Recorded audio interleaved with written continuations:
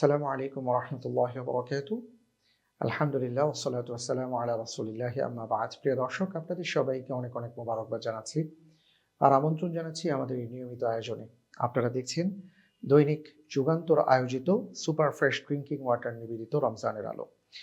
আলহামদুলিল্লাহ, আমরা ধারাবাহিকভাবে আপনাদের সামনে আছি, বিভিন্ন বিষয় নিয়ে আমরা কথা বলছি। আজকের পর্বে রমজান ছাড়া অন্যান্য রোজা নিয়ে কিছু কথা বলবো। আলহামদুলিল্লাহ, মাহে রমজান চলছে, সিয়াম সাধনার মাস চলছে। দেখতে দেখতে আজকে ২৪টা দিন আমরা অতিবাহিত করতে যাচ্ছি। সামনে আর মাত্র ৫ দিন কি ৬ দিন আছে। আল্লাহ তাআলার কাছে প্রথমেই আমরা দোয়া করি, রব্বুল আলামিন যেন এই কটা দিন আমাদেরকে পরিপূর্ণ হক আদায় করে সিয়াম সাধনা করবার তৌফিক দান করেন। আমরা বাজারে, হাটে, মাঠে, ঘাটে সময় ব্যয় না করে বরং আমরা একটু রমজানের দিকে মনোনিবেশ করি, রোজার দিকে মনোনিবেশ করি, আমাদের ইবাদতগুলোর দিকে মনোনিবেশ করি। আল্লাহ তাআলা আমাদের সেই তৌফিক দান করুন, আমিন। আর এই রমজানের মাধ্যমে আমাদের একটা প্রশিক্ষণ তৈরি হয়ে যাচ্ছে। তো পুরো বছর যেন আমরা রোজার উপর একটা প্রশিক্ষণ নিয়ে চলতে পারি, এটার জন্যই মূলত আল্লাহ সুবহানাহু ওয়া তাআলা তার হাবিবের মাধ্যমে আমাদের কিছু ইবাদতকে নির্দিষ্ট করে দিয়েছেন, যেটা আমরা নফল বলতে পারি, সুন্নাহ বলতে পারি। এই কারণেই আজকে আমি আপনাদের সামনে যেটা বলবো সেটা হলো যে রমজানের রোজার পর অন্যান্য নফল রোজা কখন কি করতে হয় বা এই ব্যাপারে কি কি বর্ণনা আসছে, আমি এটা আজকে আপনাদের সামনে তুলে ধরবার চেষ্টা করব। প্রথম বলবো যে দাউদ আলাইহিস সালাতু ওয়াস সালামের রোজার ব্যাপারে রাসূল সাল্লাল্লাহু আলাইহি ওয়াসাল্লাম বলেছেন যে এটি হলো সর্বোত্তম রোজা যা আমার ভাই দাউদ আলাইহিস সালাতু ওয়াস সালাম পালন করেছেন। সেটা কি করেছেন তিনি?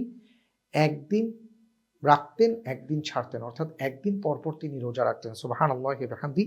আব্দুল্লাহ বিন আমর রাদিয়াল্লাহু তাআলা আনহু থেকে এই বর্ণিত হাদিস, রাসূল সাল্লাল্লাহু আলাইহি সাল্লাম তিনি একজন সাহাবীকে বলেছিলেন যে, "তুমি কি সবসময় রোজা রাখো আর প্রতি রাতেই কি ইবাদত করো?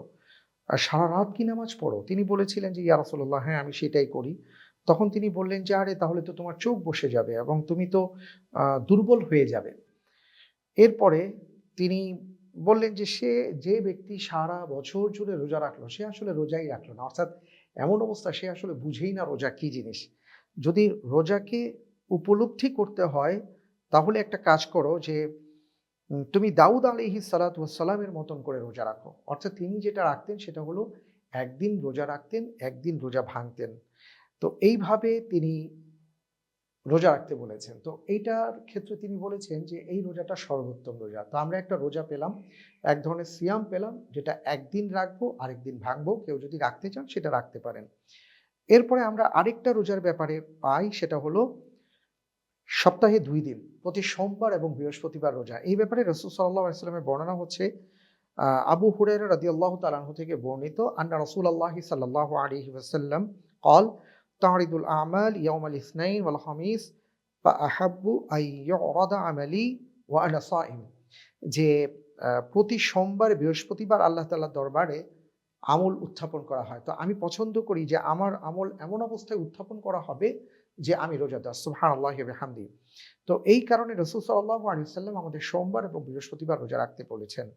এবং আরো কিছু বর্ণনা আছে এই ব্যাপারে। যেমন আরেকটি বর্ণনায় আসছে যে সুইলা আন সাওমিল ইসনাইন, তাকে সোমবারের রোজার ব্যাপারে জিজ্ঞেস করা হয়েছিল। ফাকালা ফীহি ওয়ালিদতু ওয়া ফীহি উনজিলা আলাইয়া।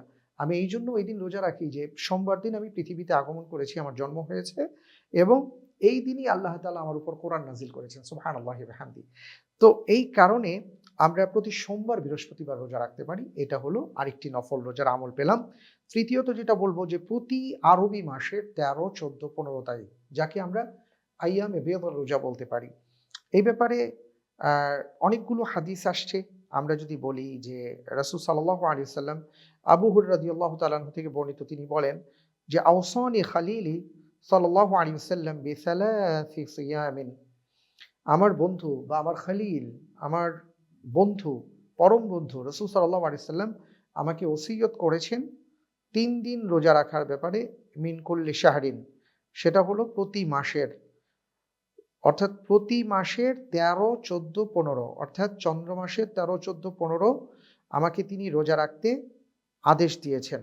এবং সেই সাথে তিনি আরো আমাকে বলেছেন ওয়া রাকাতাই দুহা, আমি যেন সলাতুদ দুহা আদায় করি। ওয়া আন উতিরা ক্বাবলা আন আনাম, এবং আমি ঘুমিয়ে যাওয়ার আগেই যেন বেতেরের সালাত আদায় করি। তো এই হাদিস দ্বারা যেটা প্রমাণ হয় সেটা হলো প্রতি 13, 14, 15 তারিখে আমরা এই 3 দিন রোজা রাখার চেষ্টা করব। এবং রাসূল সাল্লাল্লাহু আলাইহি ওয়াসাল্লাম এই রোজাগুলোর ফজিলত সম্পর্কে যেটা বর্ণনা করেছেন সেটা হলো যে আল্লাহ তাআলা এর বিনিময়ে জান্নাতে একটা ঘর নির্মাণ করে দিবেন সে বান্দার জন্য। সুবহানাল্লাহি ওয়া বিহামদি। এরপরে আমি যেটা বলবো সেটা হলো যে আশুরার রোজা। আশুরার রোজার ব্যাপারে আবু হুরায়রা রাদিয়াল্লাহু তাআলা আনহু থেকে বর্ণিত আছে, আফদালুস সিয়াম বা'দা রমাদান শাহরুল্লাহিল মুহাররম। প্রথমত মুহাররম মাসটাই হলো সম্মানিত একটা মাস এবং এই মাসের 10 তারিখকেই আশুরা বলা হয়। তা আল্লাহ রাসূল সাল্লাল্লাহু আলাইহি ওয়াসাল্লাম যখন মদিনা মুনাওয়ারায় গেলেন এর আগেই তিনি আশুরার রোজা রাখতেন, 10 তারিখের রোজা রাখতেন এবং এটাকে ফরজ করা হয়েছিল। অর্থাৎ ওনাদের উপর এটা ফরজ ছিল। মা আয়েশা রাদিয়াল্লাহু তাআলা আনহা বলেন, আমরা মদিনায় হিজরতের আগে 10 তারিখে সবাইকে রোজা রাখতে দেখতাম এবং এটা ফরজ ছিল। এবং যখন রমজানের রোজা আমাদের উপর ফরজ হয় তখন সেটা নফল হয়ে যায়। তা আল্লাহ রাসূল সাল্লাল্লাহু আলাইহি ওয়াসাল্লাম মদিনা মুনাওয়ারায় গেলেন, দেখলেন যে ইহুদি নাসারা তারা এই দিনে রোজা রাখে, অর্থাৎ 10 তারিখে রোজা রাখে। তখন জিজ্ঞেস করলেন যে তোমরা 10 তারিখে কেন রোজা রাখো? তো তারা বলল যে এই দিন আল্লাহ তাআলা মুসা আলাইহিস সালাতু ওয়াস সালামকে নাজাত দিয়েছেন, নাজাত দিবস উপলক্ষে আমরা রোজা রাখি। আল্লাহ রাসূল সাল্লাল্লাহু আলাইহি ওয়াসাল্লাম তখন বললেন যে এই ব্যাপারে তো আমি আমার ভাই মুসা আলাইহিস সালাতু ওয়াস সালামের অতি নিকটবর্তী তোমাদের চাইতে। সুতরাং তিনি বললেন খালিফুল ইয়াহুদ ওয়ান নাসারা, তিনি তার উম্মতদেরকে বললেন তোমরা তাদের বিরোধিতা করো, এই ক্ষেত্রে তোমরা একদিন আগে অথবা পরে রাখো। আল্লাহ যদি আমাকে বাঁচিয়ে রাখেন তাহলে আমি হয়তো একদিন পরে রাখবো অথবা একদিন আগে রাখবো। অর্থাৎ তিনি 9, 10 অথবা 10, 11 রাখতে বলেছেন এবং এটার বিনিময় কি? পেছনের 1 বছরের গুনাহ খাতা আল্লাহ ক্ষমা করে দিবেন সাগীরা, সুবহানাল্লাহি ওয়া বিহামদি। তো এটা হলো এটা ফজিলত। এই জন্য আমরা চেষ্টা করব আশুরার 9, 10 অথবা 10, 11 তারিখে রোজা রাখতে। এরপরে আমি আরেকটা রোজার কথা বলবো, সেটা হলো শাবান মাসের রোজা, যেটা অলরেডি চলে গেছে। রাসূল সাল্লাল্লাহু আলাইহি ওয়াসাল্লাম রমজানের পর সবচেয়ে বেশি রোজা পালন করতেন শাবান মাসে এবং লাস্টে 1-2 দিন তিনি বাদ দিতেন। তো আমরা যদি আবার আল্লাহ তাআলা আমাদেরকে বাঁচিয়ে রাখেন আগামী বছর আমি যদি শাবান পাই, আমরা চেষ্টা করব এর সাথে এই সিয়াম পালন করার। প্রিয় দর্শক, শেষে যেটা বলবো যে রমজানের পরেই যে মাসটা আসছে সেটা হলো শাওয়াল মাস। শাওয়াল মাসের 6 দিনের রোজার ব্যাপারে রাসূল সাল্লাল্লাহু আলাইহি ওয়াসাল্লামের একটা বর্ণনা আছে। তিনি বলেছেন মান সামা রমাদান সুম্মা আতবাআহু সিত্তাম মিন শাওয়াল কানা কাসিয়ামিদ দাহর। কেউ রমজানের রোজা রাখলো এবং শাওয়াল মাসে 6 দিন রোজা রাখলো, সে যেন পুরো বছর রোজা রাখলো। সুবহানাল্লাহ, পুরো বছর রোজা রাখার ফজিলত তাকে দেওয়া হবে। তো আমরা চেষ্টা করব যে এই শাওয়াল মাসের 6 দিনের রোজা পালন করার। আল্লাহ তাআলা আমাদেরকে তৌফিক দান করুন, আমিন। এরই সাথে আমি বলবো যে আমাদের আজকে হাতে সময় শেষ। ইনশাআল্লাহ তাআলা আরেকটি কথা বলতে চাই, জিলহজ মাসের রোজা।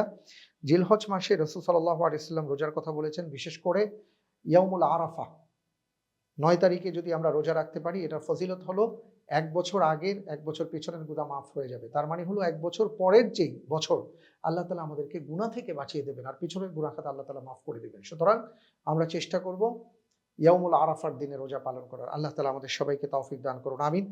আমি একেবারে শেষ পর্যায়ে চলে এসেছি। তো বিদায় নেবার আগে একটি প্রশ্নের উত্তর ইনশাআল্লাহ তাআলা দেওয়ার চেষ্টা করব। সেটা হলো যে আমরা অনেক সময় দেখি যে মসজিদে যখন সালাত আদায় করি তো অনেকে শুনি যে মসজিদে কোনো জিনিস হারিয়ে গেলে ঘোষণা করা হয়।